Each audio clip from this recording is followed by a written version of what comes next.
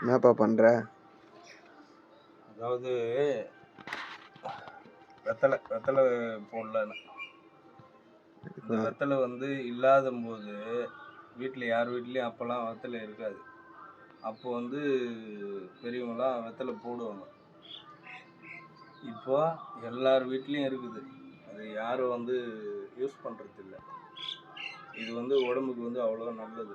இது வந்து வெத்தலை வந்து நம்ம இப்போ ஷோவுக்கு வைக்க ஆரம்பிச்சிட்டோம். அதனால் இந்த வெத்தலை போடுறதுனால என்ன பலன் இருக்குது அப்படிங்கிறத தெரிஞ்சவங்க யாராவது கமெண்ட் பண்ணுங்கள். இல்லை அவ்வளோ மருத்துவ குணம் இருக்குது. எல்லோரும் முடிஞ்ச வரலாம் வாரத்துக்கு ஒரு நாளாவது வெத்தலை போடுங்க. அப்படியே ஸ்கிப் பண்ணுங்க.